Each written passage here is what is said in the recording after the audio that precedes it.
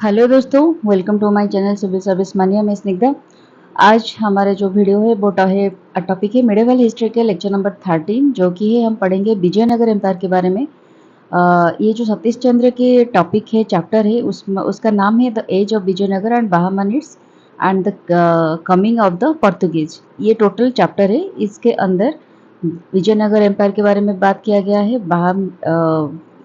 बाहामनीड्स के बारे में बात किया गया है, और पोर्तुगीज़ का कैसे एडवेंट हुआ इंडिया के अंदर और किस तरह से वो राज करना स्टार्ट किए, उस बारे में डिस्कशन किया गया है। लेकिन हम अगर ये तीनों के बारे में कम्प्लीटली पढ़ते हैं तो बहुत ही लेंदी हो जाएगा। इसके लिए मैंने इसको 3 भाग में डिवाइड किया है, सॉरी 4 पार्ट में। फर्स्ट पार्ट में हम पढ़ेंगे विजयनगर एम्पायर के बारे में, और सेकेंड पार्ट में पढ़ेंगे विजयनगर की जो एडमिनिस्ट्रेशन थी, इकोनॉमिक सोसाइटी थी, कल्चरल सोसाइटी थी, वो सब कैसी थी, उसके बारे में पार्ट 2 में पढ़ेंगे। पार्ट 3 में बाहामनीड्स के बारे में पढ़ेंगे, और पार्ट 4 में हम कमिंग ऑफ पोर्तुगीज़ के बारे में पढ़ेंगे। तो 4 वीडियो में मैं बहुत ही डिटेल्स में सब कुछ डिस्कशन की हूँ। मुझे लगता है इसको देखने के बाद आपको और कोई भी रिसोर्सेज को ढूंढने की ज़रूरत नहीं पड़ेगी। हर एक चीज़ बहुत ही डिटेल्स में दिया गया है। तो देखिए आप लोगों को कैसा लगता है। अगर अच्छा लगता है तो ज़रूर मेरे इस वीडियो को सब्सक्राइब कीजिएगा, मेरे चैनल को, और कमेंट शेयर करना मत भूलिएगा।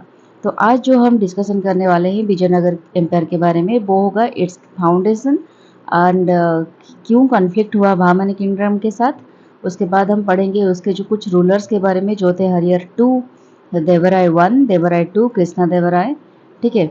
ये डिफरेंट डिफरेंट डिनास्टी से बिलोंग करते थे, क्योंकि विजयनगर एम्पायर लगभग 3 डिनास्टी से डिवाइड हुआ था। और जब उसका ख़त्म हुआ, मतलब मेन जो रूलर थे कृष्णदेव राय, और उसके बाद जो राम राय जो आए थे, और उसके बाद पर्टिकुलरली विजयनगर एम्पायर बहुत ही रियून हो गया था। उसके बाद 100 सेंचुरी तक चला, लेकिन और एक डिनेस्टी के नाम पे चला। तो आगे जाकर हम पढ़ेंगे सब कुछ। उसके बाद विजयनगर एम्पायर किस तरह से डिसइंटीग्रेट हुआ, उसके बारे में देखेंगे। तो चलिए शुरू करते हैं। शुरू करने से पहले मैं आपको एक मैप प्रोवाइड कर रही हूँ, जहाँ पे हम देखेंगे जो विजयनगर एम्पायर कहाँ पे एक्चुअली प्लेस था, कहाँ पे उनका राज चल रहा था। विजयनगर एम्पायर 1446 से लेकर 1520 तक चला। उसके बाद चला, लेकिन और एक डिनेस्टी के नाम पे चला, जो इतने पावरफुल नहीं थे, सिर्फ ऐसे ही रूल कर रहे थे, एक फिडोटरी की तरह। ठीक है। तो मेन जो उनका एम्पायर था, मेन जो राजूती था, वो था 1446 से लेकर 1520 तक। तो ये देखिए साउथ में पर्टिकुलरली ये जो आंध्र प्रदेश, तेलंगाना, फिर केरला और कर्नाटक की कुछ जगह, इस तरह की कुछ जगह वो अख्तियार करके बैठे हुए थे। बहुत बड़ी एम्पायर थी। इसके आगे यहाँ पे देखिए नॉर्थ ईस्टर्न साइड में कलिंग है। पूरा नॉर्दर्न के साइड में बहामनी किंगडम प्लेस था। बहामनी सुल्तानेट यहाँ पे राज कर रहे थे। तो उनके बारे में हम पढ़ेंगे डिटेल्स में। पहले हम आज पढ़ेंगे विजयनगर एम्पायर के बारे में। यहाँ पे देखिए विजयनगर एम्पायर, होयसला, यहाँ पे चालुक्य वंश जो थी, चालुक्य, फिर चेरा, पांड्या, इस सब को मिलाकर विजयनगर एम्पायर एकदम से राज करने लगी थी। बहुत बड़ी जगह अख्तियार कर लिया था। ठीक है। तो आपको समझ में आ जाएगा। मैं जब आगे आगे पढ़ाऊंगी तो कलिंग के बारे में बात आएगा और बहामनी किंगडम के बारे में बात आएगा।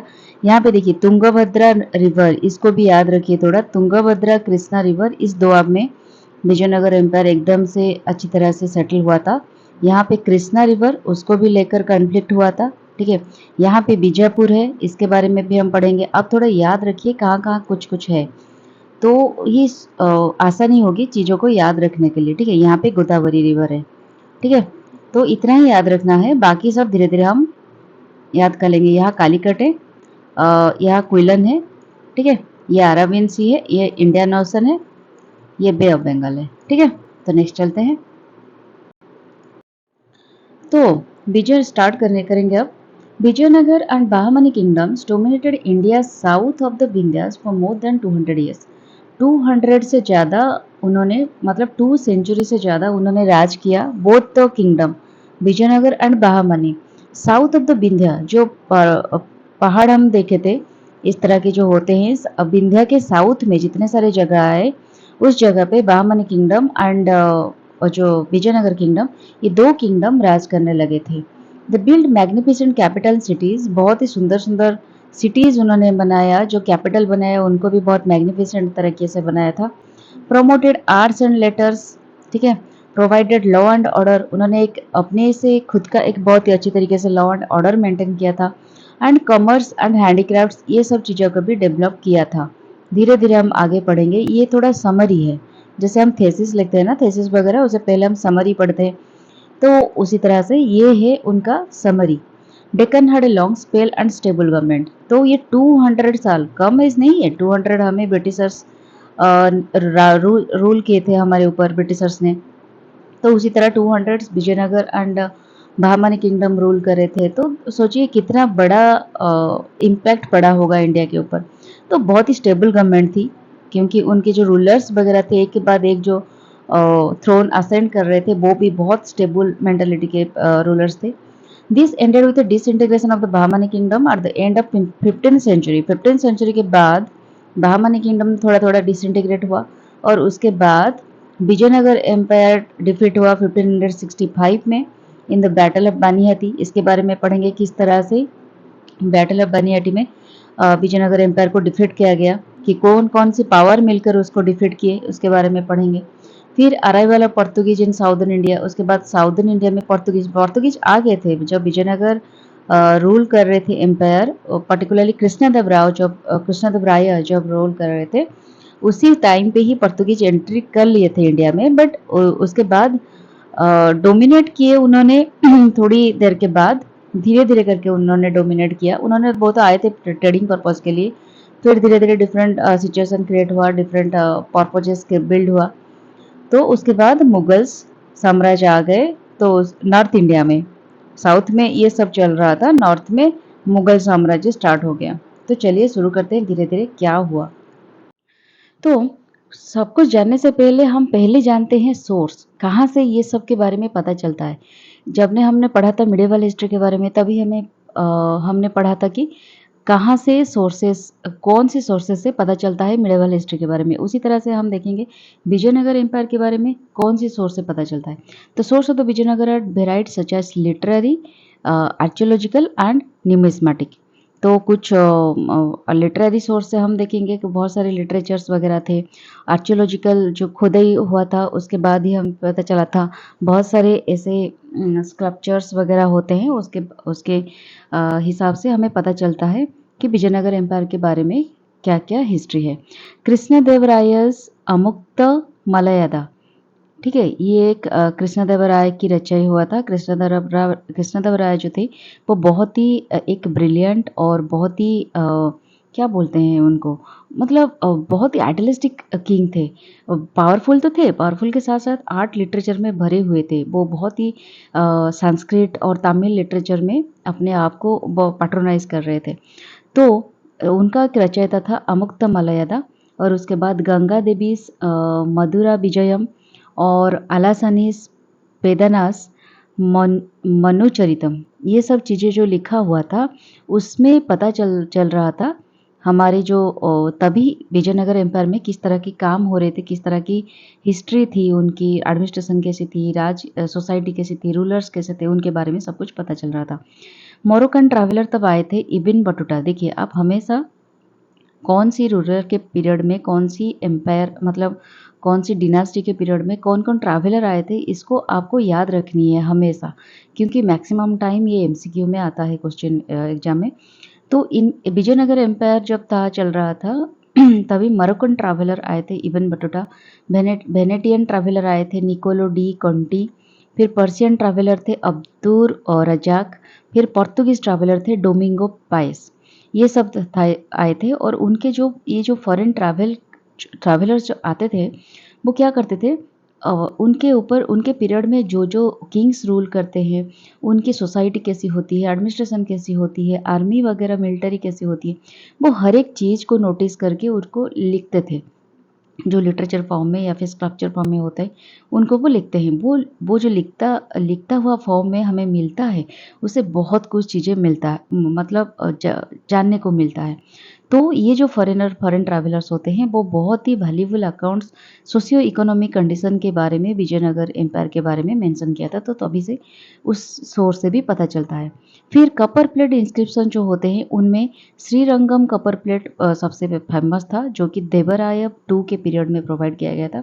उसमें जीनियोलॉजी के बारे में लिखा था, मतलब उनका रूलर्स सब कौन-कौन हेरिडिटरी होते हैं या फिर किसके बाद कौन रूल कर रहे थे, किस तरह की उनकी जीनियोलॉजी थी, जीन किस तरह की थी, किसके बाद कौन आए थे, उनके वंशधर कौन थे, ये सब के बारे में लिखा था। और विजयनगर रूलर्स क्या-क्या उनके अचीवमेंट्स थी, उसके बारे में भी मेंशन हुआ था। फिर Hampi ruins and other monuments जो थी विजयनगर, हम्पी रुइंस जो थी वो बहुत ही फेमस है, इसके बारे में याद रखिएगा। इसका साथ जुड़ा हुआ है विजयनगर एम्पायर के साथ, ठीक है। वो भी बहुत सारी इंफॉर्मेशन प्रोवाइड करते हैं, लाइक कल्चरल कंट्रीब्यूशन क्या होता था विजयनगर रूलर्स की, इसके बारे में यहाँ पे पता चलता है। फिर न्यूमरस कॉइन्स जो होते हैं विजयनगर रूलर कॉइन्स जो इशू किए थे तभी, उन पे जो भी फिगर्स लिखा हो रहा था या फिर जो भी टाइटल्स अचीवमेंट्स वगैरह उस कॉइन पे भी लिखा होता था, तो उसको भी देखकर हमें पता चलता है इस एम्पायर के बारे में, ठीक है। तो पहले हम देखेंगे विजयनगर एम्पायर की फाउंडेशन कैसे हुआ और उनके बहामनी किंगडम के साथ क्यों कॉन्फ्लिक्ट हुआ। तो पहली बात यह है, विजयनगर किंगडम को दो ब्रदर ने फाउंड किया था, हरिहर एंड बुक्का। एंड उनका जो डिनास्टी का नाम था, उनको उनका जो पापा थे, फादर थे, उनका जो संगम उनका नाम था, उनके नाम पे ही उसका डिनास्टी का नाम हो गया संगम डिनास्टी।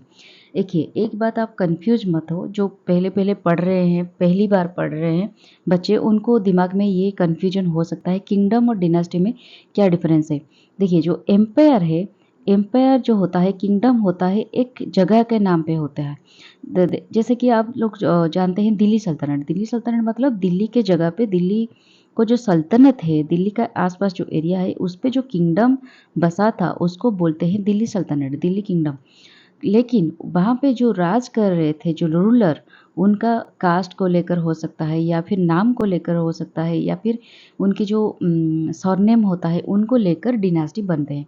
जैसे कि हमारा स्लेब डिनास्टी हो गया, खालजी डिनास्टी हो गया, मोहम्मद खिलजी, अलाउद्दीन खिलजी, या फिर तुगलक डिनास्टी, फिरोज शाह तुगलक, गियासुद्दीन तुगलक। तो उसी तरह से उनका टाइटल या फिर कास्ट या फिर कुछ लोग के नाम को लेकर वो डिनास्टी बनती है। उसी तरह से विजयनगर एम्पायर एक बहुत बड़ी एम्पायर थी, जो कि लगभग 200 साल तक वहाँ पे आज भी आपको पता चलेगा विजयनगर एक जगह भी है, आपको पता होगा, जो उस कर्नाटक उस एरिया में रहते हैं। लेकिन क्या होगा, वहाँ पे जो रूल करेंगे वो डिफरेंट तरह के डिनास्टी टाइम टू टाइम आकर रूल करेंगे। तो उसी तरह से जो फाउंड किया था जो डिनास्टी, वो हो गए हरिहर एंड बुक्का, जो दो ब्रदर है, और फास्ट उनकी जो डिनास्टी थी वो होगा संगम डिनास्टी, ठीक है।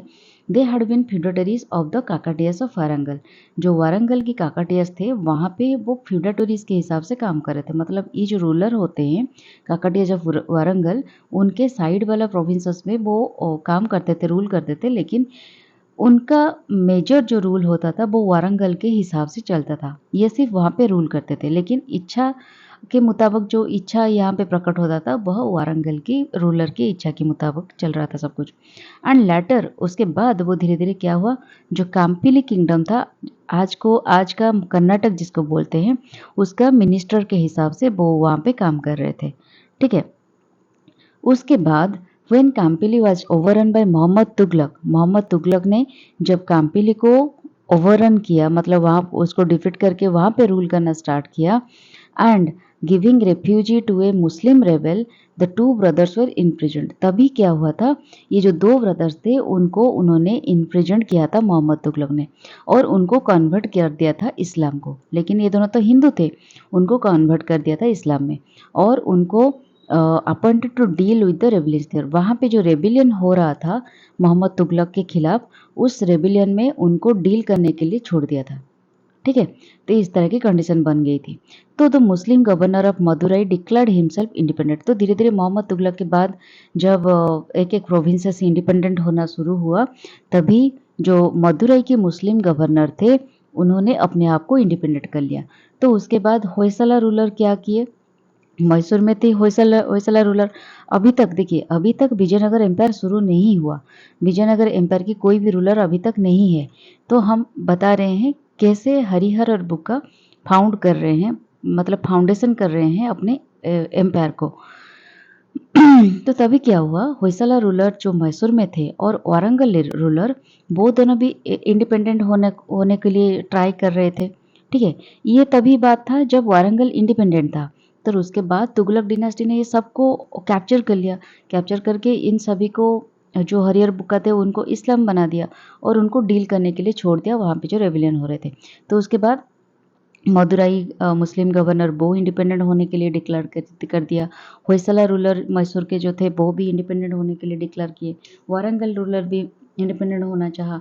तो उसके बाद कुछ देर के बाद क्या हुआ, हरिहर बुक्का जो थे वो भी धीरे धीरे स्ट्रांग होते चले और उनके जो गुरु थे विद्यारण्य, ठीक है, विद्यारण्य, उनके असिस्टेंट के थ्रू, उनके इंस्टेंस के थ्रू उन्होंने क्या किया, हिंदुइज्म में अगेन रीएडमिटेड हो गए, मतलब अगेन कन्वर्ट हो गए हिंदू को और अपना कैपिटल बनाया विजयनगर पे और on the banks of Tungabhadra. Tungabhadra river मैंने आपको दिखाया था मैप में, वहाँ पे तुंगभद्रा रिवर के किनारे वो एक विजयनगर जगह थी, वहाँ पे अपने कैपिटल बनाया और रूल करना स्टार्ट किया। Initially, the king had to contend both with Hoysala ruler and ruler of Madurai. तो इनिशियली उनको Hoysala ruler and Madurai ruler के साथ मिलकर काम करना पड़ रहा था। Sultan of Madurai defeated Hoysala ruler. तो कुछ देर के बाद क्या हुआ, जो मदुराई के सुल्तान थे ये मुस्लिम थे, ये उन्होंने क्या किया, होयसला रूलर को डिफीट कर दिया। ठीक है, the dissolution of Hoysala kingdom enabled the two brothers to expand their tiny principality. तो जब होयसला रूलर डिफीट हो गए तो धीरे धीरे यहाँ पे क्या हुआ, बुक्का एंड हरिहर ये दोनों भाई एक दूसरे के साथ मिलकर धीरे धीरे अपने प्रिंसिपलिटी को बढ़ाने लगे। तो by 1346 whole Hoysala kingdom had passed into Vijayanagar ruler. तो टोटल जो होयसला किंगडम था वो धीरे धीरे विजयनगर एम्पायर के अंदर सिमटने लगा। ठीक है, बाय 1356। तो Bukka succeeded his brother to the throne of Vijayanagar in 1356 till 1377। तो हरिहर और बुक्का ये जो दो ब्रदर थे उनसे पहले जो थ्रोन में असेंड किया, जिन्होंने राजगद्दी संभाला, उनका नाम था बुक्का। ठीक है, उन्होंने अपने ब्रदर को सक्सीड किया, नहीं पहले हरिहर थे, हरिहर के बाद बुक्का ने सक्सीड किया 1356। दोनों मिलकर काम कर रहे थे, शायद हरिहर लीड कर रहे थे लेकिन बुक्का 1356 में थ्रोन पे बैठ गए और वो 1377 तक रूल करना जारी करा। इट्स मेन राइवल, उनका मेन राइवल था जो sultan of Madurai in south. Madurai and Hoysala kingdom ये दोनों तो साउथ में ही थे ना, बहुत अच्छी तरीके से रूल कर रहे थे। तो मदुराई रूलर ने होयसला किंगडम को डिफीट किया, रूलर को डिफीट किया, तो उसके बाद विजयनगर किंगडम के अंदर आ गया होयसला रूलर। लेकिन तो अब कौन बचा कि मदुराई, जो सुल्तान ऑफ मदुराई थे साउथ में, एक ही राइवल था। The struggle between this two lasted for 4 decades, 40 years तक उन दोनों के बीच स्ट्रगल जारी रहा। ठीक है, 1377 तक सुल्तान ऑफ मदुराई वाइप्ड आउट। तो जब बुक्का की पीरियड खत्म होती है 1377 तक, और 1370 जाते जाते सुल्तान ऑफ मदुराई को भी वाइफ कर दिया, मतलब वहाँ उस रूलर को भी डिफीट कर दिया। तो वो जो सुल्तान ऑफ मदुराई, जो मदुराई की एरिया थी, वो भी विजयनगर एम्पायर के अंदर आ गया। ठीक है, विजयनगर किंगडम देन कंप्राइज्ड, कहाँ से कंप्राइज करता था, the whole south India up to Rameswaram. आपको पता है रामेश्वरम कहाँ पे, तमिलनाडु के अंदर। वो जो तमिलनाडु के एकदम लास्ट पॉइंट में है रामेश्वरम, जहाँ पे श्रीलंका स्टार्ट होती है, राम सेतु स्टार्ट होती। तो मतलब इंडिया की जो लास्ट कन्याकुमारी रामेश्वरम वहाँ की जो पॉइंट है, वहाँ तक विजयनगर एम्पायर, यहाँ तक विजयनगर एम्पायर एक्सटेंड हो गया, इंक्लूडिंग तमिल कंट्री, एकदम तमिलनाडु, फिर केरला जिसको छेरा से बोला जाता था, ये सब एरिया आ गया विजयनगर एम्पायर के अंदर। नॉर्थ में क्या हुआ, it faced a powerful enemy named Bahmani kingdom. आपको दिखाया था ना, जो इंडिया के यहाँ हो गया विजयनगर एम्पायर, उसके ऊपर ठीक ऊपर नॉर्थ में बहामनी किंगडम होता है और यहाँ पे नॉर्थ ईस्टर्न में उड़ीसा किंगडम है। ठीक है, तो उसका जो पावरफुल, तभी क्या हो रहा था, बहामनी किंगडम एक साथ ही ये दोनों की पावर बढ़ रही थी। तो क्या होगा, एक साथ दो पावरफुल लोग बढ़ेंगे, मतलब एक दूसरे के आसपास होंगे, तो डेफिनेटली उनके बीच राइवल क्रिएट होगा, उनके बीच झगड़ा हमेशा लगा रहेगा। तो उसी तरह बहामनी किंगडम और विजयनगर किंगडम के अंदर हमेशा झगड़ा लगी रहती थी, हमेशा वार की सिचुएशन क्रिएट हो रही थी। ठीक है, फिर Bahmani kingdom came into existence in 1346। ये विजयनगर आ गया 1356 तक, बुक्का आ गए थे तो उससे पहले थोड़ा सा पहले 1347 में बहामनी किंगडम ऑलरेडी एस्टेब्लिश हो गया था। The empire included people from different cultural regions, the Tamil, Telugu and Karnataka region who all spoke different languages and belong to different culture. ये जो विजयनगर एम्पायर थी उसमें बहुत ही डिफरेंट कल्चर की, बहुत ही डिफरेंट लैंग्वेजेस की एक डाइवर्स टाइप ऑफ पॉपुलेशन रह रही थी। जैसे कि तमिल हो गया, आपको पता होगा साउथ इंडिया में डिफरेंट कल्चरल पीपल रहते हैं, डिफरेंट लैंग्वेस्टिक पीपल भी रहते हैं, जैसे कि तमिल, तेलुगु, कर्नाटका, मराठी, ये सब रीजन रहते हैं। तो इस हर एक तरह की डाइवर्स टाइप ऑफ पीपल यहाँ पे बिलोंग करके, डाइवर्स कल्चर बिलोंग करता है विजयनगर एम्पायर। 1336 से लेकर 1565 तक विजयनगर एम्पायर में 3 डिनास्टी रूल कर रहे थे। ठीक है, स्टार्टिंग में आया था संगम डिनास्टी, जिसको हरिहर बुक्का ने फाउंड किया। उसके बाद उन्होंने 1485 तक रूल किया। उसके बाद सालुभा डिनास्टी आया। सालुभा डिनास्टी को कौन किस तरह से फाउंड किया उसको हम आगे बढ़ेंगे। इन्होंने पावर तक रहा 1503 तक, और उसके बाद तुलुभास ये आ गए थे। तो तुलुभास जो तो कृष्णदेव राय थे वो तुलुभास डिनास्टी से बिलोंग करते थे। उसके बाद क्या हुआ, विजयनगर एम्पायर इतना पावरफुल तो नहीं था, लेकिन विजयनगर एम्पायर की किंगडम की एक एग्जिस्टेंस थी टिल नेक्स्ट 100 ईयर्स, 1 सेंचुरी तक। तो तभी जो था 1 सेंचुरी तक, मतलब 100 ईयर्स तक आराभिडु डिनास्टी रूल कर रही थी, जो कि 17th सेंचुरी तक वो रूल कर रही थी। ठीक है, तब हम पढ़ेंगे थोड़ा बहामनी किंगडम के बारे में, क्योंकि ये देखिए आगे हम पढ़ने वाले हैं विजयनगर एम्पायर की जो कॉन्फ्लिक्ट होता है बहामनी किंगडम के साथ। अगर हम बहामनी किंगडम को ठीक से नहीं जानेंगे तो शायद हमें कॉन्फ्लिक्ट के बारे में थोड़ा कन्फ्यूजन रहेगा। इसलिए मैंने थोड़ा सा बहामनी किंगडम के बारे में बताया है, लेकिन डिटेल्स हम पढ़ेंगे जो बहामनी किंगडम के बारे में, जो मैं वीडियो बनाऊंगी। तो अभी थोड़ा सा जानते हैं। उसके जो फाउंडर होते हैं बहामनी किंगडम, वो है अलाउद्दीन हासन, जो एक अफगान एडवेंचर है। ठीक है, तो he was in the service of ब्राह्मण गांगू एक थे, उनके सर्विस में वो थे। इसी वजह से उनका नाम भी था हसन गांगू। ठीक है, वो हसन गांगू के नाम से भी जाना जाता थे, लेकिन वो एक मुस्लिम थे, Alauddin Hasan. After his coronation, जब करोनेशन हुआ उनका, करोनेशन का क्या मतलब होता है, जब राज मुकुट पहना जाता है, he assume the title of Alauddin Hasan Bahman Shah. तो उनका नाम हो गया अलाउद्दीन हासन बहामन शाह, क्योंकि एक ब्राह्मण जो गांगू थे उनके सर्विस में थे बहुत साल तक, इसी वजह से बहामन हो गया उनका नाम। और इसी वजह से उनका नाम वो बहामनी, उनका जो किंगडम था उस किंगडम को बहामनी किंगडम के नाम पे नामित किया गया। The interest of Vijayanagar empire and Bahmani kingdom clashed in 3 separate and distinct areas. Vijayanagar and Bahmani kingdom की 3 सेपरेट एरिया में इंटरेस्ट थी, पर्सनल इंटरेस्ट थी, जिसकी वजह से वो 3 जगह पे कन्फ्लिक्ट क्रिएट हो रही थी। वो 3 जगह कहाँ पे, पहली है जो तुंगभद्रा दोआब। तुंगभद्रा दोआब मैंने दिखाया था आपको, वो एक रीजन था जो कि कृष्णा एंड तुंगभद्रा रीजन के अंदर आता है। तुंगभद्रा दोआब फास्ट हो गया, तुंगभद्रा फिर कृष्णा। ठीक है, कंसिस्टेड ऑफ 30,000 स्क्वायर माइल्स, इस जगह पे वो फैले हुई थी। It had been the bone of contention between western Chalukya and the Cholas in earlier period. तो जो वेस्टर्न चालुक्यस थे एंड द चोलो थे, चोलो के बारे में हमने बहुत ही डिटेल्स में पढ़ा था, और ये दोनों के बीच एक झगड़ा रहती थी हमेशा इस जगह को लेकर। And Yadavas and Hoysalas later on, वो जो 2 किंगडम थी, वो जो डिनास्टी थी चोलो एंड चालुक्य, उस किंगडम के बाद यादवस एंड होयसलस उस जगह को लेकर कन्फ्लिक्ट किया। तो आप लोग देख सकते हैं इस एक ही जगह पर कृष्णा एंड तुंगभद्रा जो दोआब है, उस दोआब को लेकर डिफरेंट पीरियड में डिफरेंट किंगडम को लेकर किंगडम के अंदर झगड़ा लगी थी। तो सेकंड जो बात है, सेकंड जो जगह थी वो है कृष्णा एंड गोदावरी डेल्टा। ठीक है, ये रीजन भी बहुत ही फर्टाइल थी। इस जगह के पास बहुत सारे पोर्ट्स भी थे, और ये फॉरेन ट्रेड को कंट्रोल कर रही थी। इसी वजह से उस जगह पे भी कन्फ्लिक्ट हो रही थी। और जो लास्ट जगह थी वो थी मराठवाड़ा कंट्री के लिए। Main contention was for the control of Konkan and the areas which give access to it.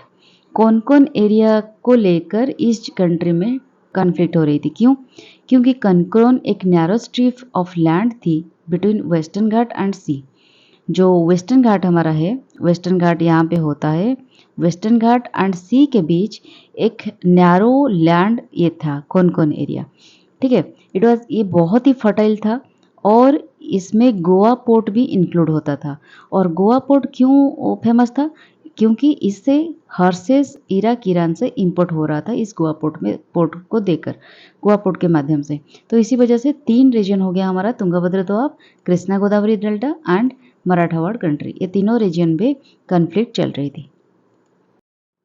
तो अब कन्फ्लिक्ट स्टार्ट होती है। ठीक है, कन्फ्लिक्ट किस बारे में होती है पर्टिकुलरली? ये जो कन्फ्लिक्ट होती है, हमने पढ़ा पिछले स्लाइड में 3 एरिया को लेकर कन्फ्लिक्ट मैक्सिमम टाइम रहती थी और एक दूसरे को एरिया को एक्सटेंड करने के लिए, एक दूसरे के एरिया को कैप्चर करने के लिए वो हमेशा रेगुलर कन्फ्लिक्ट होते थे, रेगुलर वार भी होते थे। Resulted in devastation of the areas and the neighbouring territories and loss of life and property.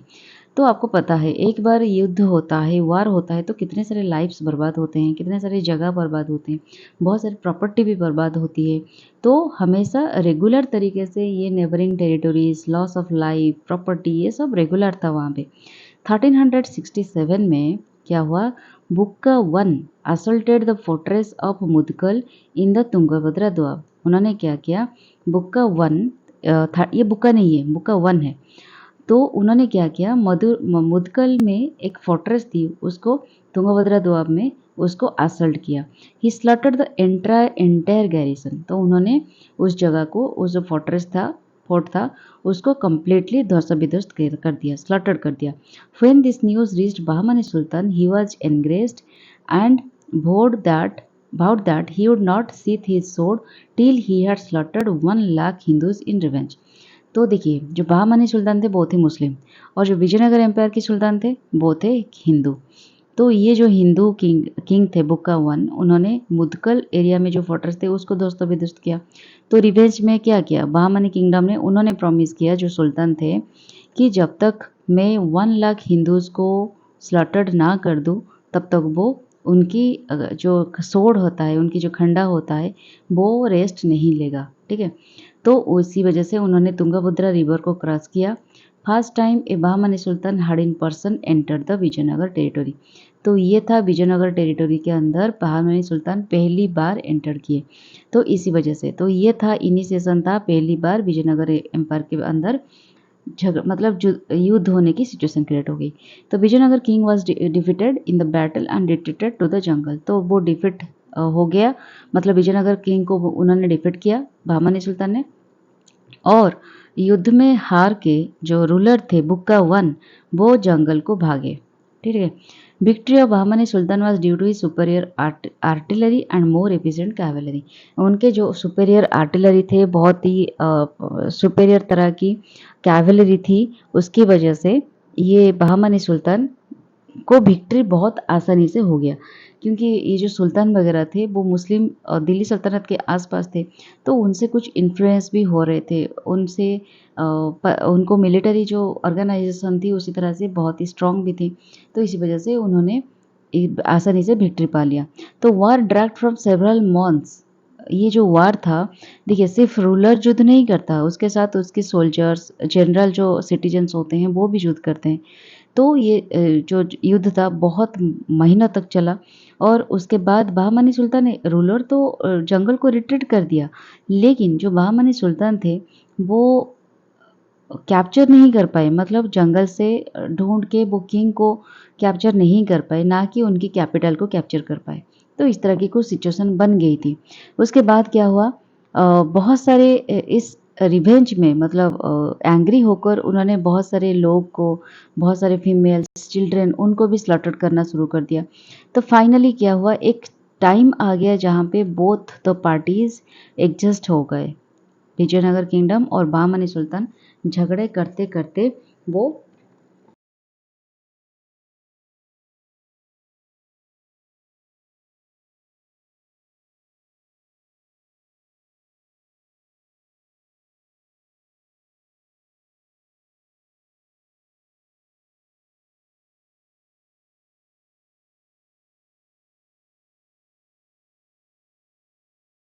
तो हमने देखा किस तरह से उन्होंने झगड़ा करते करते बहुत साल, सॉरी बहुत मौत के बाद, अ, बहुत महीने के बाद तो उन दोनों के बीच एक समझौता हो जाती है। तो समझौता क्या होगा? तुंगभद्रा कृष्णा जो दोआब है, उस दोआब में दोनों एरिया की रहेगी शेयर, और आगे जो युद्ध होगा, युद्ध में क्रुएलिटी को अवॉइड किया जाएगा, इग्नोर किया जाएगा, ठीक है। तो उसके बाद इन साउथ इंडिया क्या हुआ? Vijayanagar ruler eliminated sultan of Madurai and expanded towards the eastern sea coast under Harihara two. तो उसके बाद साउथ इंडिया में जो सुल्तान ऑफ मदुराई था, उसको कि विजयनगर के रूलर जो थे, उन्होंने एक्सपेल कर दिया, मतलब एलिमिनेट कर दिया, और उनका धीरे धीरे जो एक्सपांड हुआ ईस्टर्न सी कोस्ट की तरफ एक्सपेंशन हुआ। तो ये हो गया ईस्टर्न सी कोस्ट। क्या होता है? ये जो बे ऑफ बंगाल है, यहाँ पे उनका राज करना शुरू हो गया। तो ये तभी आ गए हरिहर टू, जो कि 1377 से 1404 तक उन्होंने राज किया। 1377 तक हमारा बुक्का चले जाते हैं, बुक्का का पीरियड खत्म हो जाता है, फिर हरिहर टू यहाँ पे आ जाते हैं। There were series of Hindu principalities in the region. तो धीरे धीरे क्या हुआ, ये जो एरिया थी ईस्टर्न सी कोस्ट, यहाँ पे बहुत सारी हिंदू प्रिंसिपलिटीज पहले से ही थी। उनमें बहुत ही था फेमस थे वो रेडीज, जो कि डेल्टा की अपर रीचेस में वास कर रहे थे, और उसके बाद रूलर्स ऑफ वारंगल थे, जो कि कृष्णा गोदावरी डेल्टा की लोअर रीचेस में वो प्रेजेंट थे ईस्टर्न कोस्ट में, ठीक है। तो यहाँ पे रूलर्स ऑफ ओडिशा भी थी, जो कि नॉर्थ ईस्टर्न साइड में थी, to the north of and Bahmani sultans were also interested in this area. तो जो ईस्टर्न सी कोस्ट एरिया में रूलर ऑफ ओडिशा जो थी यहाँ इस जगह पे, और बहामनी किंगडम जो थी विजयनगर की नॉर्थन साइड में, ये दोनों एक किंगडम भी इस जगह पे थोड़ा इंटरेस्ट ले रहे थे। तो the Bahmani Sultan fixed Golconda as the boundary of his kingdom and promised that neither he nor his successor would encourage against Varangal any further. To seal this agreement, the ruler of Varangal presented the Bahmani Sultan a throne set with valuable jewels. क्या हुआ था? बहामनी सुल्तान के जो थे वो एक Golconda area जो थी, गोलकोंडा एरिया को अपने ये डिसाइड किया था, प्रॉमिस्ड किया था कि आगे ना बहामनी किंगडम की जो प्रेजेंट सुल्तान थी वो, या फिर उनके कोई भी सक्सेसर इस गोलकोंडा एरिया को पार नहीं करेगा। वारंगल जो है, वारंगल जो एरिया थी उनके एग्नेस्ट में नहीं जाएगा।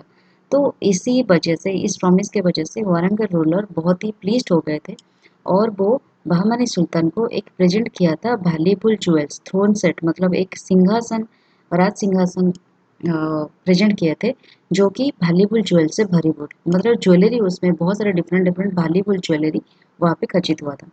The alliance of Bahmani kingdom and Warangal lasted for over 50 years. ये दोनों की अलियंस जो थी, बहामनी किंगडम और वारंगल किंगडम की, वो 50 साल के आसपास चला। This was the major factor in the inability of Vijayanagar to over in the Tungabhadra river और to stem the Bahmani offensive in the area. तो इसी वजह से क्या हो रहा था, विजयनगर एम्पायर को तुंगभद्रा दोआब में अपने राज जमाना बहुत डिफिकल्ट हो रहा था, ठीक है, क्योंकि यहाँ पे बहामनी और वारंगल दोनों किंगडम बहुत ही स्ट्रांग तरीके से बैठे हुए थे। तो फिर क्या हुआ, Harihara two was able to maintain his position in the face of Bahmani Warangal combine. ये दोनों के इग्नेस्ट में जो हरिहर टू थे रूलर विजयनगर किंगडम के, वो बहुत ही स्ट्रांग थे, और इन दोनों को फेस करने के लिए काफ़ी थे, वो बहुत ही एबल थे। His great success was in wresting Belgium and Goa in the west from the Bahmani kingdom। तो उनका जो सबसे बेहतरीन सक्सेस था वो था बेलागम एंड गोवा को वो अपने काबू में कर लिया था, बहामनी किंगडम से छुड़ाकर, मतलब बहामनी किंगडम से उसको खुद का कैप्चर में ले लिया था। He also send an expedition to north Sri Lanka. North Sri Lanka को भी, श्रीलंका के जो नॉर्थ पार्ट है उसको उसको भी अक्तियार करने के लिए वो एक्सपेडिशन भेजे हुए थे, ठीक है। फिर हरिहर टू के बाद उनका थ्रोन जो सक्सेसर होता है वो होते हैं देवराय वन, जो कि 1404 से लेकर 1422 तक राज करते हैं, ठीक है। He was deputed by the Bahmani ruler Firoz Shah. ये जो देवराय वन थे, उन्होंने बहामनी रूलर, उनके टाइम पे बहामनी रूलर थे फिरोज शाह, ठीक है। जो पहले जो बहामनी किंगडम के जो रूलर थे वो तो उनके साथ डेथ हो गई थी, तो उसके बाद फिरोज शाह थ्रोन किए थे। तो फिरोज शाह उनके टाइम पे थे, देवराय के टाइम पे, और उन्होंने 10 लाख हून्स पेड किया था and poles and elephants as an indemnity. जो बहामनी किंगडम रूलर के फिरोज शाह के द्वारा देवराय वन डिफीट हुए थे, उनको देना पड़ा था 10 लाख ऑफ हून्स, पॉल्स मोती और एलिफेंट्स आज एन इंडेमनिटी के तहत। मतलब वो जो हार गए उसको भरण पोषण के लिए वो ये सब उनको देना पड़ा। Agreed to marry his daughter to the sultan. उसके बाद देवराय वन की जो डॉटर थी उनको सुल्तान के साथ मैरिज करने के लिए मजबूर होना पड़ा उनको। Ceding to him in dowry Bankapur in the doab. तो डाउरी में उनको बांक का पूरा जो एरिया थी दोआब में उसको देना पड़ा। उसके बाद क्या हुआ, earlier ruler of Kerala in Gondwana had married his daughter to Firoz Shah Bahmani for peace. उससे पहले क्या हुआ था, बहामनी किंगडम इतना स्ट्रांग थी, उससे पहले फिरोज शाह रूलर को जो केरला रूलर ऑफ केरला गंडवाना में रूलर ऑफ केरला राज कर रही थी, वो अपने बेटी को भी फिरोज शाह को शादी कर मतलब मैरिज किया था। तो उसके बाद क्या हुआ, Krishna Godavari basin led to a renewed conflict between Vijayanagar Bahmani kingdom and Odisha. उसके बाद धीरे धीरे क्या हुआ, कृष्णा गोदावरी जो बेसिन था उस बेसिन पे Vijayanagar empire, Bahmani kingdom and Odisha, ये तीन किंगडम उस जगह पर अपने आप के अंदर कॉन्फ्लिक्ट में थे उस एरिया को लेकर। Devaraya entered into an alliance with Warangal. उसके बाद क्या हुआ, देवराय जो थे उन्होंने वारंगल के साथ अलियंस बना दिया। वारंगल पहले से बहामनी किंगडम के साथ अलियंस में था, तो उन्होंने वारंगल के साथ अलियंस बनाया for partitioning kingdoms between them. तो अगर वो कृष्णा गोदावरी एरिया उनके अख्तियार में आ जाती है तो ये विजयनगर एम्पायर और वारंगल के बीच डिवाइड हो जाएगा। तो इसी बात को लेकर अलियंस हुआ था। Warangal's defection from the side of Bahmani kingdom changed the balance of power in the Deccan. तो क्या हुआ, इसकी वजह से वारंगल जो किंगडम थी वो बहामनी किंगडम के साथ वो अपनी अलियंस तोड़ दिया। तो इसके वजह से डेक्कन के पावर में बैलेंस में बिगड़ना शुरू हो गया। ठीक है, Devrai was able to inflict a shattering defeat on Firoz Shah Bahmani and annex the entire Reddy territory up to the mouth of Krishna River। तो उसके बाद जो देवराय थे उन्होंने क्या किया, फिरोज शाह को डिफीट किया और उसके बाद जो एंटायर रेडी कम्युनिटी थी, रेडी टेरिटोरी थी, उसको कृष्णा रिवर के माउथ तक उसको उनको और एंटायर रेडी टेरिटोरी और उसके बाद कृष्णा रिवर के दो जो आसपास के एरिया सबको अपने कब्जे में ले लिया। उसके बाद क्या हुआ, कृष्णा देवराय एक वहाँ पे डैम कंस्ट्रक्ट कर दिए across Tungabhadra river so that he could bring the canals into the city to relieve the shortage water. तो वहाँ पे तुंगभद्रा रिवर में उन्होंने एक डैम बनवा दिया जो कि उनके सिटी तक इरिगेशन पर्पज करेगा और यदि वाटर की कुछ शॉर्टेज हुआ वो शॉर्टेज को फुलफिल करेगा। कैनाल्स इंक्रीज इज रेवेन्यूज और वो कैनाल बनाने के बाद उनका जो रेवेन्यू कलेक्शन था वो लगभग 3,50,000 पाराडस तक इंक्रीज हो गया। और उन्होंने ऑल्सो एक रिवर हरिद्रा के ऊपर भी एक डैम करने की कोशिश की जो कि इरिगेशन पर्पजेस के लिए था। तो ये था देवराय वन के बारे में। उसके बाद देवराय वन के बाद उनके जो सक्सेसर थे वो थे देवराय टू, जो कि 1425 से लेकर 1446 तक उन्होंने रूल किया। ये इसको इनको भी एक ग्रेटेस्ट रूलर के हिसाब से माना जाता है। वो अपने ही रीऑर्गेनाइज्ड हिज आर्मी, उनका जो आर्मी था उस आर्मी को वो बहुत ही अच्छी तरीके से ऑर्गेनाइज कर रहे थे और रीऑर्गेनाइज्ड किए थे। Incorporated many features of the armies of Delhi sultanate. Delhi sultanate बहुत ही स्ट्रॉन्ग आर्मी थी और उनके पास बहुत ही एडवांस टेक्नोलॉजी थी और वो बहुत ही ऑर्गेनाइज तरीके से अपने आर्मी को मेंटेन कर रहे थे। तो उनको उन्होंने फॉलो करना शुरू कर दिया और उसी हिसाब से अपने आर्मी को ऑर्गेनाइज करना शुरू कर दिया। उन्होंने 2000 मुस्लिम कैवेलरी मैन को एनलिस्ट किया था, मतलब लिस्ट करके उनको हायर किया था, उनको जागीर दे रहे थे। और उसके साथ क्या हुआ था, commanded all his Hindu soldiers and officers to learn the art of archery from them. और जो मुस्लिम कैवेलरी मैन थी उनसे उनका जो देवराय टू के पास जितने सारे हिंदू सोल्जर्स थे एंड ऑफिसर्स थे, वो ऑफिसर्स उन मुस्लिम कैवेलरी से ट्रेनिंग आर्चरी ट्रेनिंग लेने के लिए वो उनको भेज रहे थे। ठीक है, सीखने के लिए भेज रहे थे। Devaraya one employed 10,000 Muslims in his army.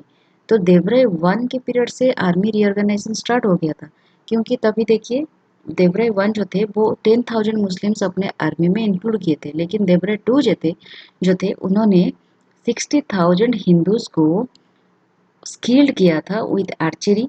उसके साथ 80,000 कैवेलरी मैन को तक बढ़ाया था, और 2 लाख इन्फेंट्री भी अपने आर्मी में इंक्लूड कर दिया था। देखिए अपने आर्मी को कितना स्ट्रांग बनवा दिया उन्होंने। This made Vijayanagar empire a more centralised polity than any of the earlier Hindu kingdoms in the south. अब तक कि साउथ में हम जितने सारे रूलर्स पढ़े थे, इतना स्ट्रांग आर्मी किसी ने नहीं बनवाया था जैसे कि देवराय टू ने बनवाया था। Most of the good mounts had to be imported and the Arabs who controlled the trade charged high price for them।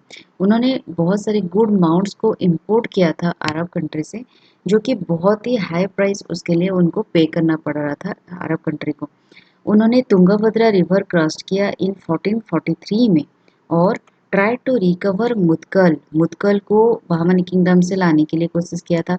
बांकापुर को भी बहमनी किंगडम से लाने के लिए कोशिश किया था, क्योंकि जो अम, देवराय वन थे उन्होंने जब डिफीट हो गए थे फिरोज शाह से, तो उनकी डॉटर को तो दिया था, हमने पिछले स्लाइड में पढ़ा, डॉटर को मैरिज करना पड़ रहा था फिरोज शाह से, और डाउरी में उनको बांकापुर को देना पड़ा था। तो उन्होंने क्या किया, देवराय टू ने तुंगभद्रा रिवर क्रॉस करके ये सभी को कैप्चर किए जो कि बहमनी किंगडम के पास था। तो थ्री हार्ड बैटल्स उन्होंने फॉट किया था, but in the end two sides had to agree to the existing frontiers. ठीक है। नूनेज जो कि थे एक पोर्तुगीज राइटर, उन्होंने told that kings of Quilon, Quilon के जो किंग्स थे और Sri Lanka, Pulicat, Pegu and Tenasserim, जिसको अभी modern day Burma and Malaya बोला जाता है, ये जो किंग्स ऑफ थे उन्होंने ट्राइब्यूट दे रखे थे देवराय टू को, ट्राइब्यूट दे रहे थे। ठीक है। ये पोर्तुगीज राइटर है नोनीज, ये भी विजयनगर एम्पायर के दौरान आए थे शायद इंडिया को, उनके राइटिंग से ये सब मिलता है। अकॉर्डिंग टू इटालियन ट्रैवलर जिनका नाम है निकोलो कोंटी, उन्होंने बोला the circumference of city was 60 miles. City की जो सर्कमफरेंस थी वो 60 माइल्स थी। वॉल्स जो थे carried up to the mountains and valleys at their foot, मतलब इतने एरिया थे जैसे कि उनके जो वॉल्स थे वो माउंटेड के बराबर मतलब माउंटेन्स तक फैले हुए थे, और उनका जो वैलीज था, मतलब उनका जो फूट था वो वैलीज के आसपास थी, मतलब इतने बड़ा एरिया था। उनके सिटी में 90,000 मेन जो थे फिट टू बियर आर्म्स, मतलब नॉर्मल जो लोग थे 90,000 के आसपास लोग थे जो कि आर्म को बियर करने के लिए फिट थे, इतने स्ट्रॉन्ग लोग थे वहाँ पे। Kings were more powerful than other kings in India, उस वक्त जो किंग थे वो जितने सारे इंडिया के किंग थे उससे बहुत ही पावरफुल होते थे। और फेरिस्ता बोल रहे थे, according to Ferishta the prince of the Bahmani kingdom maintain their superiority by valour only, but for power, wealth and the extent of country the Rayals of Vijayanagar greatly exceeded them. उनके हिसाब से बहमनी किंगडम के जो प्रिंस थे वो अपने सुपेरियरिटी को मेंटेन कर रहे थे सिर्फ एक फॉर्मेलिटी के हिसाब से, मतलब उनके नाम है, मतलब जैसे ब्रांड होता है ना, ब्रांड की तरह अपने जो किंगडम को मेंटेन कर रहे थे, लेकिन एक्चुअली पावर में, वेल्थ में, और कंट्री की जो एरिया एक्सटेंड हो रही थी, उस सभी चीज़ों में जो विजयनगर की रायस थी, देवराय, और इस जो देवराय तो चल रहे थे तब, रायस थी वो बहुत ही पावरफुल थी, वो उनसे बहुत ही ज़्यादा एक्सीड कर गई थी अपने फेमस में। पर्शियन ट्रैवलर थे जिनका नाम थे अब्दुल रज़ाक, उन्होंने विजयनगर एम्पायर को विजिट किया था in the reign of Devaraya two, और उनके हिसाब से द प्रिंस हज इन हिज डोमिनियंस 300 पोर्ट्स, मतलब जो राजा थे देवराय टू वो अपने डोमिनियंस 300 पोर्ट्स उनके डोमिनियन में था, जो कि इक्वल टू कालीकट, कालीकट जो थे तभी हमारे इंडिया के सबसे बड़ा पोर्ट था कालीकट, और उसके आसपास उतने उसने उसके जैसे 300 पोर्ट्स उनके पास थे। इस territories comprises a space of 3 months journey, मतलब इनके टेरिटोरी इतना बड़ा था कि अगर आप घूमना स्टार्ट करो तो आपको 3 महीने लग जाएंगे कंप्लीट करने के लिए। City was thickly populated with numerous towns and village, बहुत सारे टाउन्स एंड विलेज था और उसमें पॉपुलेशन भी बहुत ज़्यादा था, और उनकी जो लैंड थी बहुत कल्टिवेटेड थी एंड फर्टाइल भी थी। ट्रूप्स जितने सारे थे अमाउंट टू 11 lakhs, 11 lakhs तक ट्रूप्स उनके हुए पड़े हुए थे। के हिसाब से जो सिटी बिल्ड हुआ था ये इस तरह से बिल्ड हुआ था कि सेवन सिटाडेल होते हैं, मतलब इस तरह की एरिया हुआ था जो एरिया चारों तरफ से प्रोटेक्टेड हो। ठीक है, उस तरह के सेवन सिटाडेल था and the same number of walls enclose each other. हर एक सिटाडेल के चारों तरफ वॉल्स होते थे इसको प्रोटेक्ट करने के लिए। जो सेवेंथ फोर्ट्रेस था, वो सेवन सिटाडेल में जो सेवेंथ नंबर था वो 10 टाइम्स लार्जर था than the market place of the city. जो सिटी की मार्केट प्लेस होता था उससे 10 टाइम्स लार्जर होता था, इतना बड़ा होता था। उनके हुए 4 बाजार थे जो कि बहुत ही लॉन्ग एंड ब्रॉड थे, जो मार्केट बोलते थे। People belonging to one caste और profession lived in one quarter of the town. मतलब उनके टाउन में ऐसे होता था कि उनके जो प्रोफेशंस होते हैं, कास्ट, एक कास्ट की या फिर एक प्रोफेशन की जो लोग होते थे वो वन फोर्थ, वन क्वार्टर, मतलब 4 भाग अगर हम सिटी को डिवाइड करते हैं, एक भाग में एक कास्ट या फिर एक प्रोफेशन के लोग रहते थे। मुस्लिम्स जो होते थे उनको एक सेपरेट क्वार्टर प्रोवाइड किया जाता था मुस्लिम लोगों के लिए। Buzzer and Kings palace, numerous जो बजर होता था और किंग्स राजप्रसाद होता था, वहाँ पे बहुत सारे रनिंग स्ट्रीम्स होते थे, झरना वगैरह होता था, कैनल्स होते थे, और of chisel stone polished and smooth, उसमें स्टोन वगैरह और पॉलिश्ड स्टोन वगैरह रहता था। ठीक है, बहुत ही magnificent beautiful city and town होता था। According to another traveller the city was larger than Rome. मतलब विजयनगर एम्पायर को इस तरह से डिस्क्राइब किया गया है कि जो सिटी है वो रोम से भी लार्जर था। रोम क्या था? रोम था यूरोप में एक वेस्टर्न वर्ल्ड में सबसे बिगेस्ट टाउन था। उससे भी विजयनगर एम्पायर को बहुत ही बड़ा मानते थे। ठीक है, एम्पायर की क्लाइमैक्स क्या है और इसके डिसइंटीग्रेशन कैसे होती है धीरे धीरे। Since the rule of primogeniture, जिसको हम बोलते हैं राइट ऑफ इनहेरिटेंस, ठीक है, was not established in Vijayanagar, there was series of civil wars among the various contenders to the throne. उनका क्या होता था, जो विजयनगर एम्पायर के रूलर्स होते थे उनका कुछ हेरिडिटरी इनहेरिटेंस जैसे होते हैं ना, पापा बाप अगर राजा होते हैं, उनके बेटे जो प्रिंस वगैरह होते हैं वो भी राजा होते हैं आगे जाकर। तो इस तरह से कुछ उनका नहीं होता था। तो इनहेरिटेंस, कुछ राइट ऑफ इनहेरिटेंस नहीं होता था कि फादर के बाद सॉन ही राजा बनेगा। तो इसी वजह से क्या हुआ, विजयनगर एम्पायर में धीरे धीरे सिविल वॉर बनने लगी, जो एमंग कोल्ड वॉर की तरह एक दूसरे के साथ झगड़ा लड़ती रहती थी कि कौन थ्रोन पे बैठेगा, राजा कौन बनेगा। Many feudatories assumed independence in the process. इसी तरीके से जब एक रूलर खत्म होता है, दूसरा रूलर आने तक जो जितने फ्यूडेटरीज होते हैं उनके जो रूल्स, उनके जो साइड वाला प्रोविंसेस में जो रूलर्स होते हैं, जो जिनको फ्यूडेटरी बोला जाता था, वो धीरे धीरे इंडिपेंडेंट हो जाते थे, घोषणा कर लेते थे अपने आप को। मिनिस्टर्स पावरफुल हो जाते थे और began to extract presents and heavy taxes from the people. जब मिनिस्ट्री पावरफुल हो जाते थे वो क्या करते थे, अपने जो लोग होते हैं, सिविलियंस होते हैं, उनसे हेवी टैक्स और प्रेजेंट्स की डिमांड करते थे। उसके बाद authority of Raya strong to Karnataka and some portion of western Andhra region. तो धीरे धीरे क्या हुआ, जब विजयनगर एम्पायर की डिसइंटीग्रेशन होने से पहले, तो इस तरह से जो सिविल वॉर होने लगी, धीरे धीरे जो एक दूसरे के साथ कॉन्फ्लिक्ट होने लगी, डिफरेंट मिनिस्टर और फ्यूडेटरीज अपने पावर में आ गए, तो ये विजयनगर एम्पायर स्ट्रॉन्ग हो गया टू कर्नाटक और वेस्टर्न आंध्र प्रदेश की कुछ रीजन तक ये धीरे धीरे श्रिंक हो गया। तो जो रूलर्स थे वो प्लेजर में इतने मशगूल हो गए कि वो अपने स्टेट अफेयर्स, जितने जो एडमिनिस्ट्रेशन या फिर जितने जो मिलिट्री ऑर्गेनाइजेशन, जिन लोग चीज़ों के बारे में वो देख रेख कर रहे थे, उस सब चीज़ों को नेग्लेक्ट करने लगे। तो the throne was usurped by the king's minister. तो उसके बाद क्या हुआ, राय जो थे, उसके बाद धीरे धीरे सालुका डिनास्टी आ गई। तो राय जो डिनास्टी थी, राय डिनास्टी, उसके बाद धीरे धीरे संगम डिनास्टी के बाद जो तालुका डिनास्टी थी, उसके बाद सालुका डिनास्टी धीरे धीरे आ गए। और it restored internal law and order and founded a new dynasty. तो ये धीरे धीरे अपने लॉ एंड ऑर्डर मेंटेन करने लगे राय डिनेस्टी के बाद। तो एक नई नई डिनेस्टी उन्होंने क्रिएट कर दी।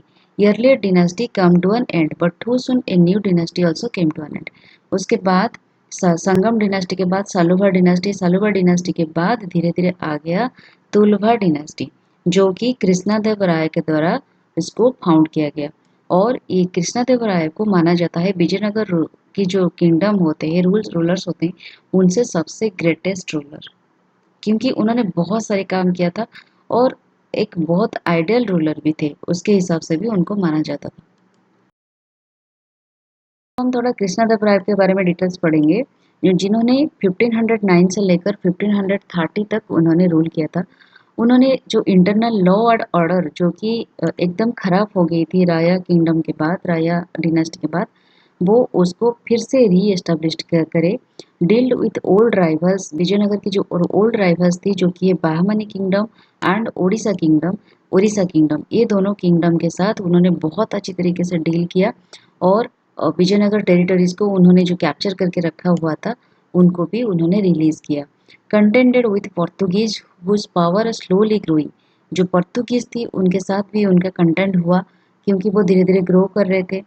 उन्होंने अपने कंट्रोल जो सी होता है, उन्होंने नावल के थ्रू आए थे, सी के थ्रू आए थे हमारे इंडिया में। वो अपने जो सी में जितने सारे कंट्रोल है, नावल कंट्रोल है, उसको अपने पावर में ले रखे थे। जो frighten with threat with dominating manner the smaller vassal states of Vijayanagar in the coastal areas in order to gain economic and political concession।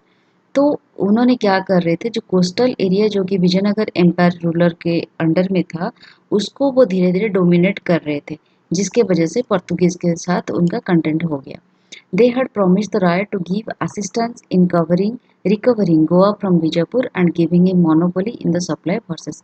उन्होंने क्या किया था, जो गोवा जो था, गोवा पोर्ट वो बीजापुर के अंडर चला गया था जब ये जो राया रूलर धीरे धीरे वीक हो रहे थे तभी।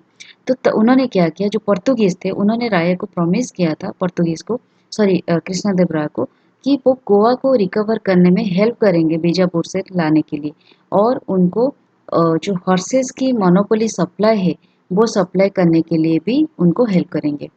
और in a series of battle lasting 7 years, Krishnadeva first compelled ruler of Orissa to restore to Vijayanagar all the territories up to river Krishna। तो क्या हुआ, कृष्णदेव राय थ्रोन पे आने के बाद, मतलब राजगद्दी संभालने के बाद, उन्होंने 7 साल तक लड़ाई की with Odisha, Odisha ruler, Odisha empire के साथ उन्होंने रूल किया, सॉरी उन्होंने युद्ध किया, बैटल किया। और ओडिशा ओडिशा रूलर को कंपेल्ड किया कि जितना विजयनगर एम्पायर की जो टेरिटरी है जिसको ओडिशा रूलर ने कैप्चर करके रखा हुआ था वो सब रिलीज करे अप टू कृष्णा रिवर। ठीक है।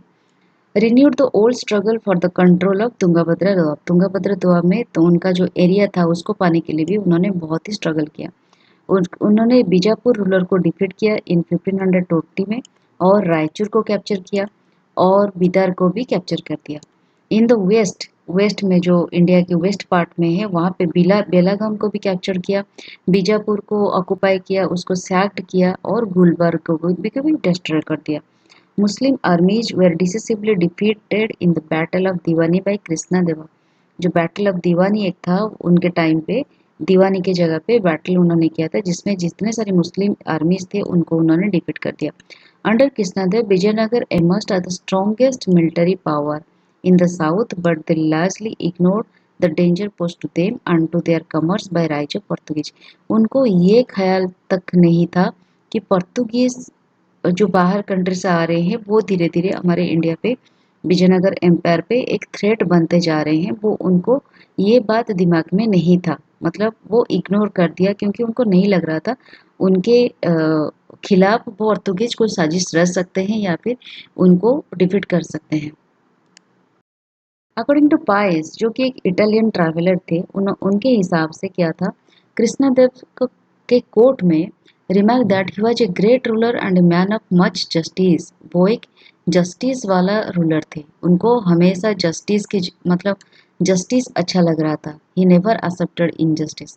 ही tried to create a centralised administration, एक सेंट्रलाइज्ड एडमिनिस्ट्रेशन उन्होंने बनवाया था जहाँ पे उन्होंने जितने सारे नायक थे उनके, उनको आउस्ट कर दिया था फ्रॉम द तुंगभद्रा दोआब। तुंगभद्रा दोआब में जितने सारे नायक प्रेजेंट थे, उनके राज चल रहा था वहाँ पे, उनको आउस्ट कर दिया और उनको डायरेक्ट अपने कंट्रोल में ले लिया। He was a great builder, एक बहुत बड़ा बिल्डर के हिसाब से माना जाता है। He build a new town, Vijayanagar के पास एक न्यू टाउन उन्होंने बनवाया था और वहाँ पे न्यूमरस टैंक भी बनवाया था for irrigation purposes. He was a scholar of, उन्होंने तेलुगु एंड संस्कृत की स्कॉलर थे वो। और अ, उनके जो टाइम पे उनके वक्त को एक तेलुगु लिटरेचर इरा के हिसाब से माना जाता है। उनको आंध्रा भोज हिसाब के भी माना जाता है, उनको आंध्रा भोज भी बोला जाता है। उनके कोर्ट में 8 एमिनेंट स्कॉलर्स रहते थे जिसको अष्टदिग्गज भी बोला जाता था। ठीक है। आलासानी पेदाना जो कि एक ग्रेटेस्ट, उनके जो अष्टदिग्गज होते थे उनसे उनमें आलासानी पेदाना बहुत ही ग्रेट थे। और उनको ही वॉज कॉल्ड, उनको अध्रा कविता पितामह भी बोला जाता था। ठीक है। उनका जो इम्पोर्टेंट वर्क है वो होता था मनुचरितम एंड हरिकथासारम। ये दोनों आप याद रख सकते हैं। पिंगली सुराना एंड तेनाली रामकृष्णा, ये भी बहुत ही इंपॉर्टेंट स्कॉलर्स थे उनके कोर्ट में। एक्सटेंडेड हिज पैट्रोनेज, ये जो कृष्णदेव राय थे वो अपने पैट्रोनेज कर रहे थे तेलुगु लिटरेचर में, कन्नड़ा में एंड तमिल में। वो क्योंकि विजयनगर एम्पायर एक बहुत ही डाइवर्स सोसाइटी, बहुत डाइवर कल्चर लिंग्विस्टिक एरिया थी, इसलिए डिफरेंट डिफरेंट कल्चर को भी वो पैट्रोनाइज कर रहे थे।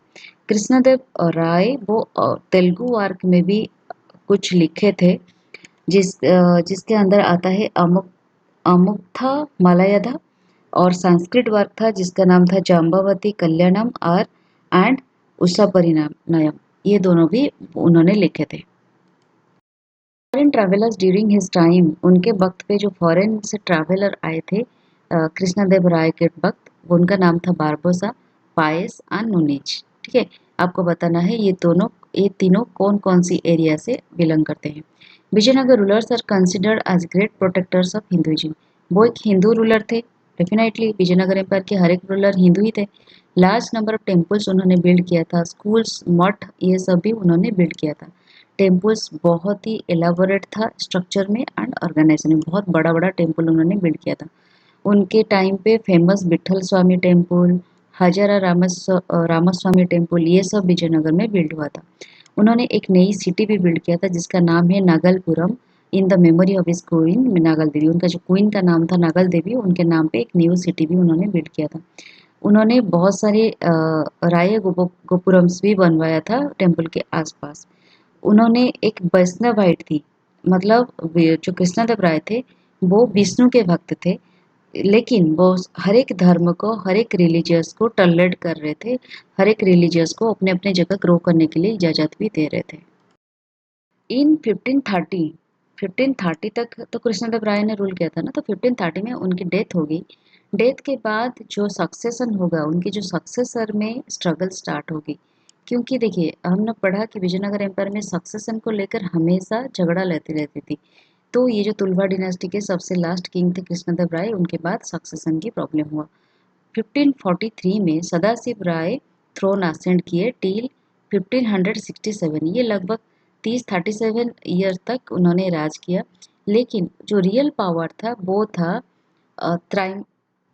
त्रायम्विरेट, जिनका नाम था रामराय, सॉरी ये रामराजा नहीं रामराय, उनके हाथ में रियल पावर था। ठीक है। जो थे, he was able to play off the various Muslim powers against one another, इनके पास बहुत ही एबिलिटी था, वो मुस्लिम पावर को एक दूसरे के एग्नेस्ट भी भड़का रहे थे कभी कभी। Entered into a commercial treaty with Portuguese where by the supply of horses to Bijapur ruler was stopped. उन्होंने क्या किया, पोर्तुगीज के साथ एक ट्रीटी, कमर्शियल ट्रीटी साइन किया, जिसमें उन्होंने ये बताया कि बीजापुर को जो सप्लाई हो रहे थे हॉर्सेस उसको बंद किया जाए। ठीक है। उन्होंने बीजापुर रूलर को डिफीट किया, गोलकुंडा रूलर को डिफीट किया और अहमदनगर की रूलर को भी डिफीट किया। ये जो 3 एरिया थी वो थी, आगे हम पढ़ेंगे जब बहामनी किंगडम के बारे में पढ़ेंगे, बहामनी किंगडम डिसइंटीग्रेट होके 5 एरिया में डिसइंटीग्रेट हो गया था। 5 या फिर 3 मुझे ठीक से याद नहीं आ रहा, जब हम पढ़ेंगे उस वहाँ पे देखेंगे शायद 5, और उसमें ये तीनों एरिया भी थी। तो उन्होंने क्या किया, ये तीनों एरिया को डिफीट किया, जो कि कौन थे, रामराया। ये जो 3 पावर, उसके साथ बिदर भी थी, ये 4 पावर मिलके क्या किया, एक वक्त पे एक दूसरे के साथ मिलकर विजयनगर रूलर को डिफीट कर दिया combinedly. At the battle of Banihatti. हमने पढ़ा था बानीहाती बैटल जो था विजयनगर किंगडम की एंड था। ठीक है, तो इस बैटल में ये जो 4 पावर थी, 4 रूलर थे, ये अल्टीमेटली बहामनी किंगडम की पार्ट थी। ठीक है, और ये चारों पार्ट, तीनों पार्ट विथ विदर, ये सब मिलके बानीहाटी में विजयनगर किंगडम को डिफीट किया नियर तालीकोटा इन 1565 में, जिस बैटल को माना जाता है बैटल ऑफ तालीकोटा के नाम पे या फिर बैटल ऑफ राक्षस राक्षस तांगड़ी। ठीक है, इसको याद रखिएगा आप। रामराय वॉज सराउंडेड, इसमें रामराय को सराउंड करना पड़ा, उन्होंने उनको बंदी बना दिया गया और इमीडिएटली एग्जीक्यूट कर दिया गया। 1 लाख हिंदूज को यहाँ पे स्लेन कर दिया गया, ड्यूरिंग द बैटल मार दिया गया। विजयनगर एम्पायर को थोरोली लूट कर दिया गया और नष्ट कर दिया गया। बैटल ऑफ बानीहाती को माना जाता है विजयनगर एम्पायर की एंड। ठीक है, लेकिन अथर ये भी बोलते हैं कि विजयनगर किंगडम उसके बाद भी एग्जिस्ट किया, लेकिन आराबीटू डिनास्टी के नाम पे एग्जिस्ट किया। आराबीटू डिनास्टी तुलभा डिनास्टी के बाद अरावती डिनास्टी आया था, जो कि विजयनगर एम्पायर को नेक्स्ट 100 ईयर्स तक, अनदर सेंचुरी तक उन्होंने रूल करना शुरू किया। और इसका जो डिफरेंट रूलर्स थे उनका नाम था तिरुमाला, श्रीरंगा, वेंकटट्टू। ये सब इंपॉर्टेंट रूलर्स थे इस डिनास्टी का, लेकिन ये इतना पावरफुल नहीं थे, जिसके वजह से हम इनके बारे में ज़्यादा नहीं पढ़ते। उनका जो लास्ट रूलर थे उनका नाम था श्रीरंगा थ्री। तो इसके साथ हमारा विजयनगर एम्पायर खत्म होता है। हमने पढ़े कैसे विजयनगर एम्पायर अपने पावर की पीक पे पहुंचा और धीरे धीरे डिसइंटीग्रेट होके एकदम खत्म हो गया।